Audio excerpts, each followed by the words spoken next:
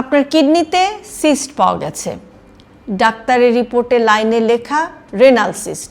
সঙ্গে সঙ্গে মাথায় একটা ভয় ঢুকে যায়, এটা কি ধীরে ধীরে ক্যান্সারে পরিণত হতে পারে? সিস্ট থাকলে কি অপারেশন লাগবে নাকি কিছুই করতে হবে না? সবচেয়ে বড় প্রশ্ন হচ্ছে যে এই সিস্ট শরীরের জন্য আসলে কতটা বিপজ্জনক। চলুন আজকের ভিডিওতে আমরা খুব সহজ ভাষায় একটু জানার চেষ্টা করি যে কিডনি সিস্ট মানে কি আসলে ক্যান্সার। কিডনি সিস্ট আসলে কি? কিডনির ভেতরে বা গায়ে ছোট পানি ভর্তি থলে তৈরি হওয়াকে বলে রেনাল সিস্ট। এটা সাধারণত পানির বেলুনের মতো। এর ভেতরে পরিষ্কার পানি থাকে, আর বয়স বাড়ার সাথে সাথে মানুষের শরীরে সিস্ট তৈরি হওয়াটা খুবই স্বাভাবিক।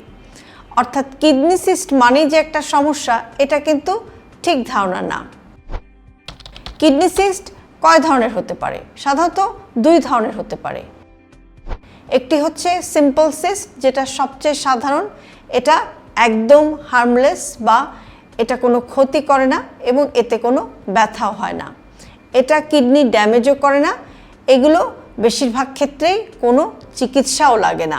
অন্যদিকে কমপ্লেক্স সিস্ট কি?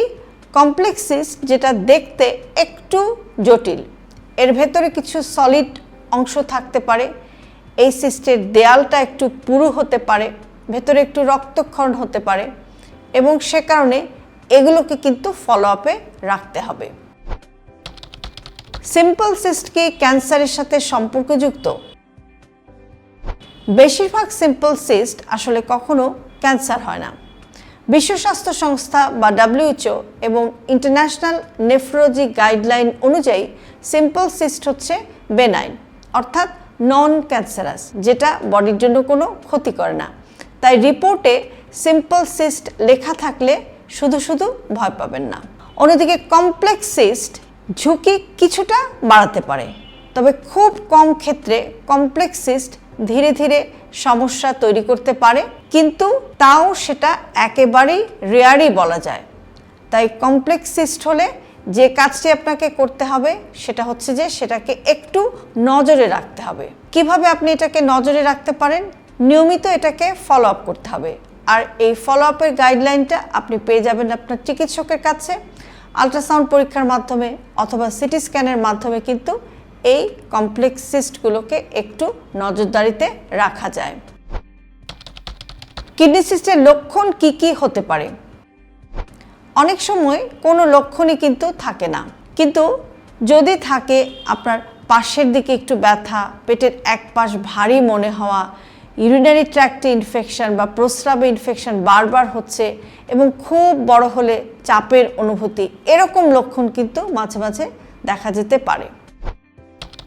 আপনি কখন ডাক্তার দেখাবেন?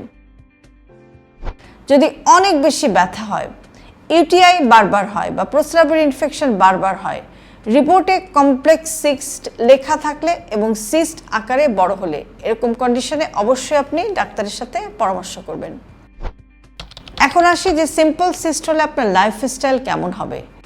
সাধারণত লাইফস্টাইলে বিশেষ কিছু করার দরকার পড়ে না, তবে কিডনিকে হেলদি রাখতে অবশ্যই আপনাকে পর্যাপ্ত পরিমাণ পানি পান করতে হবে, লবণ কম খেতে হবে, ব্লাড প্রেশার কন্ট্রোলে রাখতে হবে, ডায়াবেটিসও কন্ট্রোলে রাখতে হবে এবং পেইন কিলার কম খেতে হবে।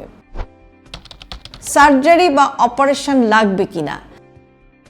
সিস্ট যদি অনেক বড় হয়ে যায়, অনেক বেশি ব্যথা হয়, যদি কোনো চাপ দেয় বা প্রেশার ইফেক্ট হয়, অথবা ভেতরে ব্লিডিং বা রক্তক্ষরণ হয়, কিংবা অ্যাক্সিডেন্টালি এটা যদি রাপচার হয়ে যায় বা ফেটে যায়, এগুলো খুবই রেয়ার। তবে এ সমস্ত ক্ষেত্রে সার্জারি বা অপারেশনের প্রয়োজন হতে পারে।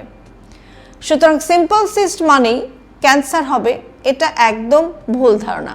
বরং 50%-এর ওপরে মানুষের যখন বয়স বাড়ে তখন দেখা যায় যে কিডনিতে সিম্পল সিস্ট হতে পারে এবং এটা একদমই হার্মলেস। তাই ভয়ের কিছু নেই, রিপোর্ট দেখে প্যানিক হবেন না। একজন নেফ্রোলজিস্ট বা কিডনি রোগ বিশেষজ্ঞের সাথে ফলো আপ রেখে চলতে পারলেই সেটাই হবে আপনার জন্য বেস্ট চয়েস। হেলদি লাইফস্টাইলকে জটিল ভাববেন না। আপনার দৈনন্দিন জীবনের ছোট ছোট অভ্যাসের পরিবর্তনই আপনাকে নিয়ে যেতে পারে একটি সুস্থ জীবনধারার দিকে। আর সে কারণে আমরা সবসময় বলে থাকি হেলদি লাইফস্টাইল সিম্পলিফাইড। আজকের ভিডিওটি যদি আপনাদের কাছে ইউজফুল মনে হয় তাহলে অবশ্যই প্রিয়জনের সাথে শেয়ার করতে ভুলবেন না। আর এরকম আরও ভিডিও প্রতিদিন পেতে সাবস্ক্রাইব করুন আমাদের ইউটিউব চ্যানেল এবং ফলো করুন আমাদের Facebook page with doctor Shahnaz Chowdhury.